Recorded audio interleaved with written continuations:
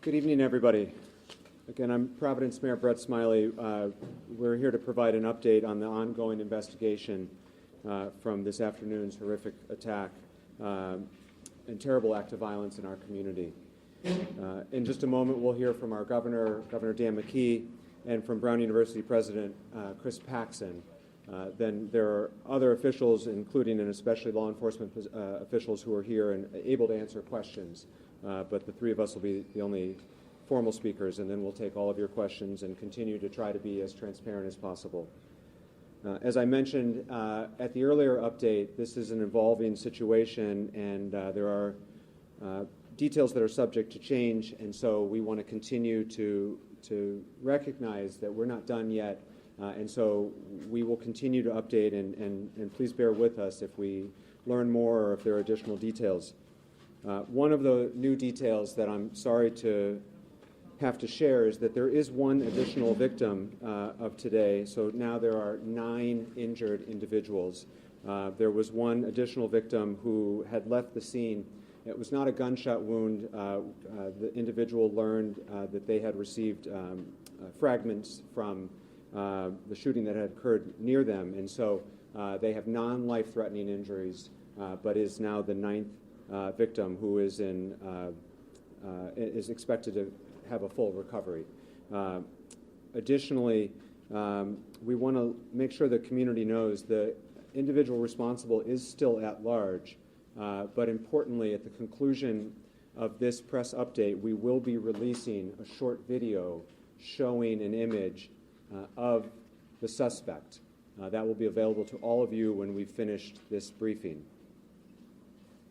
We know there's a lot of fear and anxiety in the community right now, and we want folks to know that while it is the case that the shelter in place remains in effect for the broader Brown community, that includes campus and the neighborhoods surrounding the campus, we are doing everything we can, and we've been receiving tremendous assistance from our partners in law enforcement. The governor, under his leadership with the state police, has been terrific.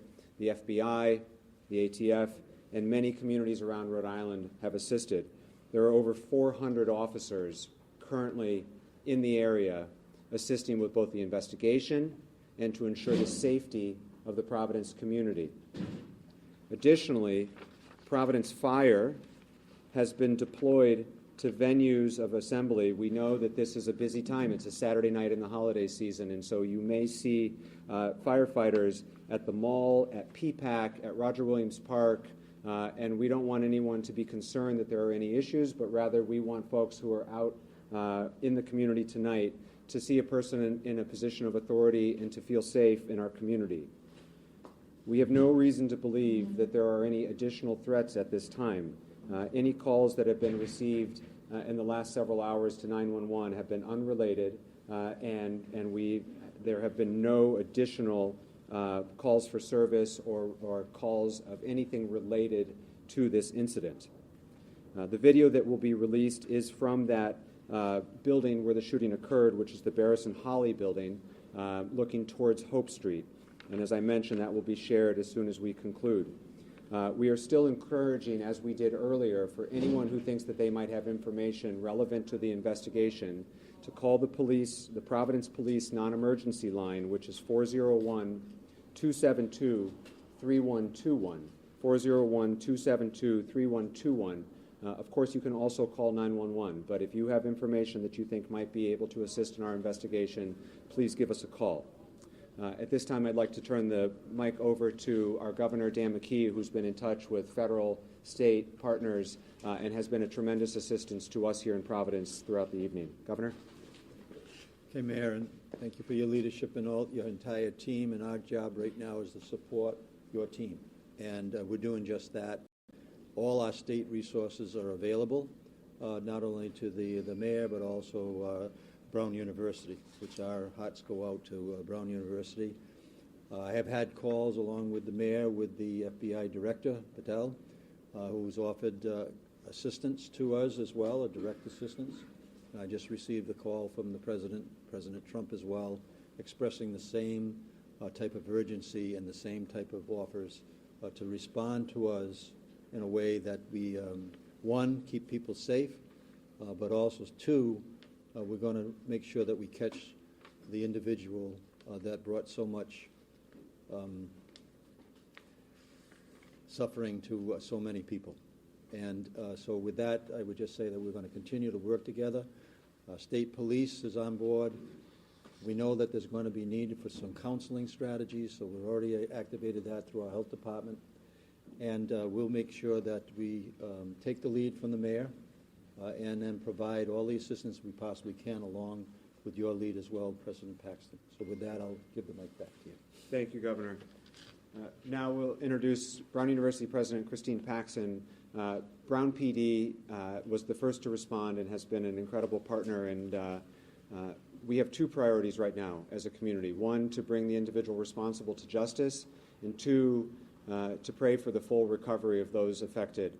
The Brown community's heart is breaking, and Providence's heart is breaking along with it. We're a week and a half away from Christmas, and all of us are getting calls from concerned families, parents, employees, relatives. And so, President, we just want you to know that Providence and Brown stand together today, tomorrow, and in the months ahead. Please.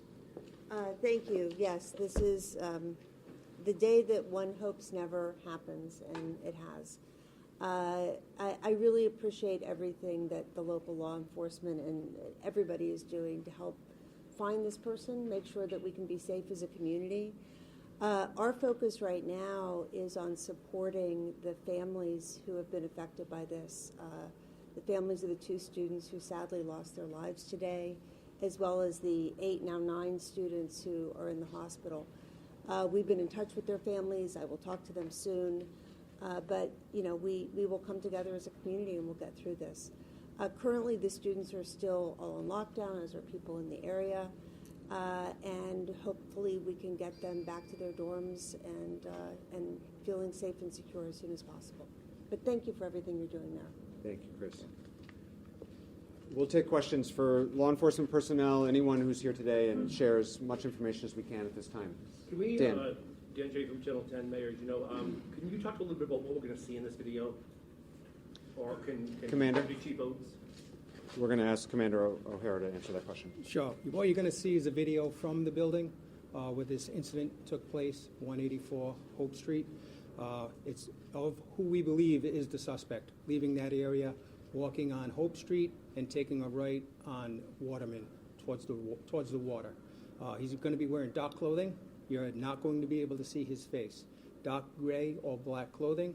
And some of the witnesses have also told us that he may have been wearing a camouflage gray mask. That is unconfirmed.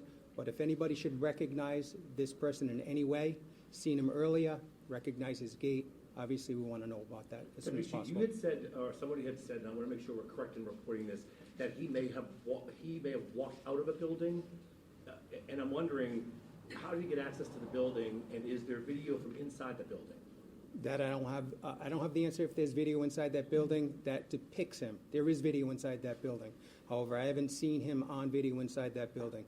And he did walk out of the building. So can you explain that to me in all of us? So he was in the building, but we don't have video of him in the building. We haven't recognized him in the video yet. We do see some video from inside the building of a commotion. Clearly students are running.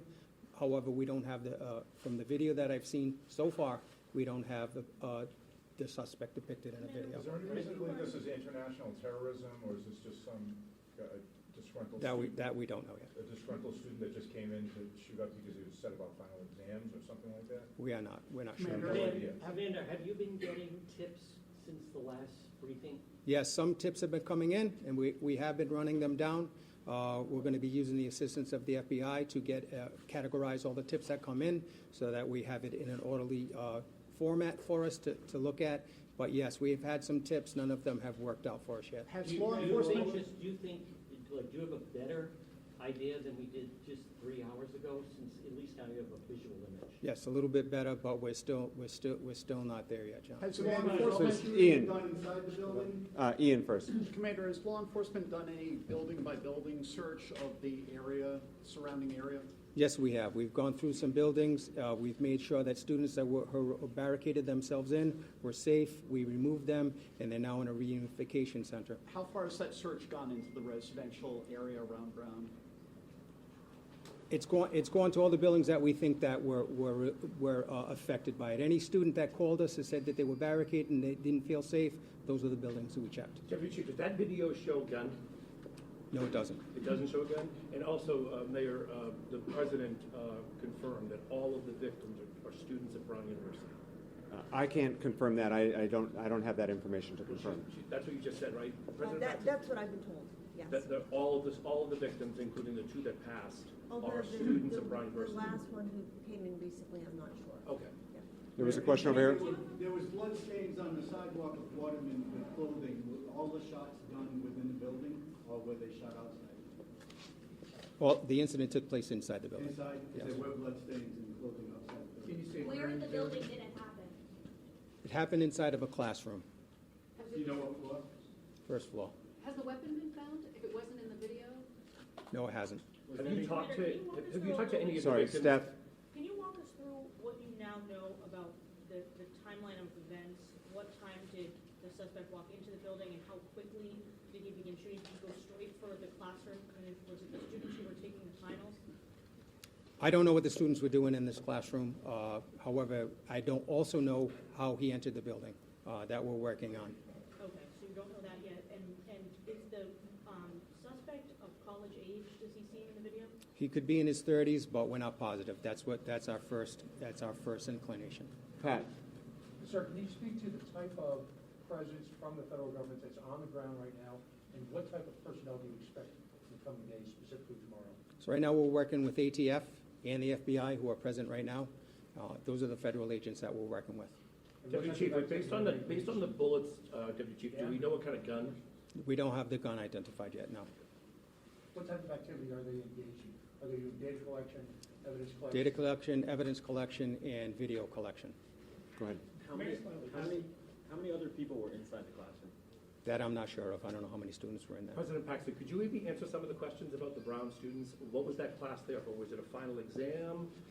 You're the president, you must know. I don't know. Oh, you don't? I don't know that. Okay. Sir, you had a question? Yes. Go. So have the shelter-in-place orders or evacuation spread to other parts of the city? Because we've heard that happened at the mall. No, they have not. The shelter-in-place has not changed. It remains in effect for the Brown campus and the surrounding neighborhood.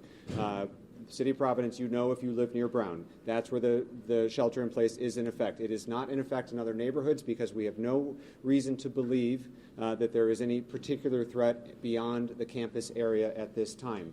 As I mentioned at the press briefing before this, I'll reiterate right now.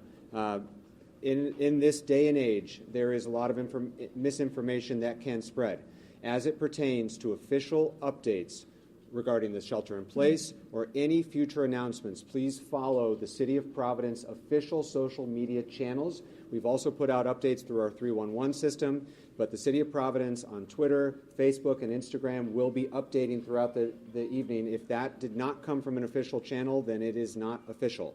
Right now, the shelter-in-place is the same as it had been earlier, and it remains the same. Mayor, Please, Ed. How is the shelter-in-place message being conveyed to the neighborhood? Is it just through the media, or are you making phone calls? So we have all of the above. We have conveyed it through the media. We've conveyed it through our official social media channels. We've pushed it out through our 311 system, which is the city service system. We've been in touch with our city council leaders throughout the neighborhood, including our councilman, John Gonsalves, from this neighborhood, who have their own distribution channels through newsletters and such. And for all of you who are Rhode Islanders, you know this is a close-knit community. That is our strength, particularly in this moment. We are all in touch with our neighbors. We are all in touch with our loved ones at this moment, and we are sharing information as directly and honestly as we can, and we will continue to push out updates through those same various channels. How long do you expect it to be on? Please, in the way back. Hi. Is there any indication of when students who are sheltering in place in public campus buildings, when they will be allowed to at least leave and go to those reunification sites? There is no notification about when that might end because we will make that announcement when we feel like it is safe to do so.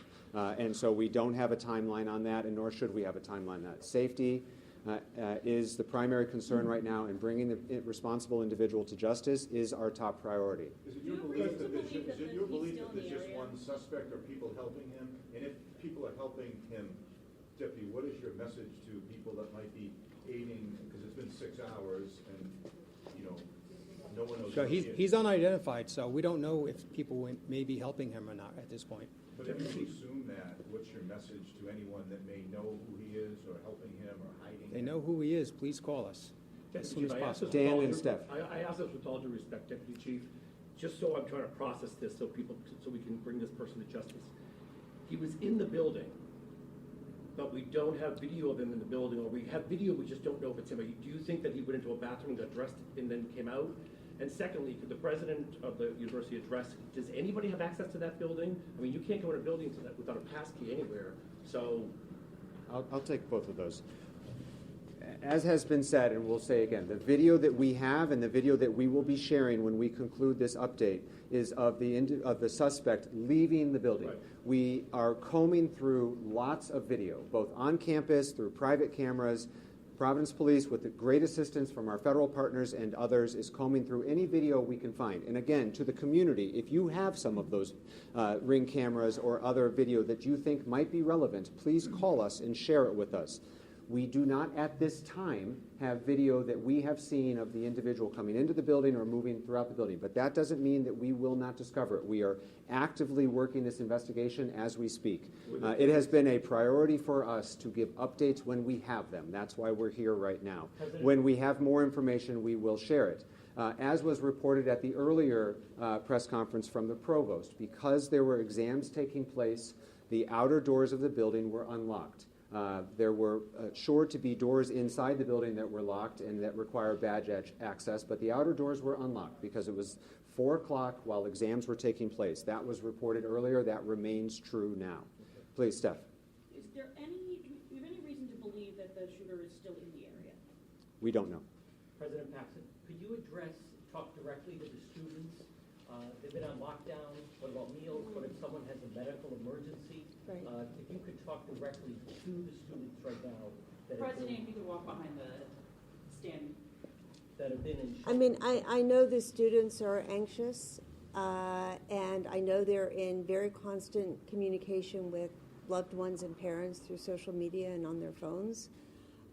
If we hear that students need support, if they have a medical issue or something like that, we will address it. Our major priority right now is for their safety. President Paxson, could you confirm that several of the victims were on the women's lacrosse team? I cannot confirm that. President, how are you doing tonight? You processing all this? Yeah, it's hard to process.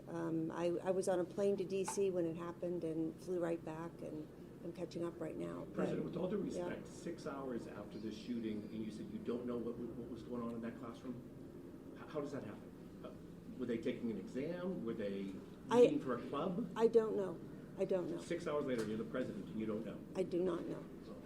Mayor, do they have any showcasings as evidence as a result of any determinations they made about the style of weapon? Yes, there's shell casings, but we're not going to release any specific information about that type of evidence. As more time goes by, do you think that without having the identity of the suspect, do you think that aids in his ability to get further away from law enforcement?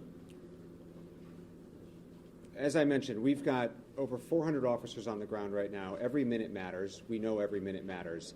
And other than the people you see standing behind you, everyone else right now is out on the streets working hard to bring this individual to justice and to bring some confidence and safety and security to our residents. And that's what all the people who should be doing that are focused on. We will continue to provide updates as they are available. We will continue to do regular briefings. Please stay informed to our press list. If you are not on our press list, please let us know. You can find any of the individuals back there who can sign you up for the press list. That's all the updates we have for this time. We will share the video that was referred to several times to that same list. So if you need to be on the email list, you can see Josh here, or a couple other staff people in the back. Thank you. Those are our updates for now. That's all the time we have, and we will be back here when we have more to share. We will continue to do regular updates. Thank you.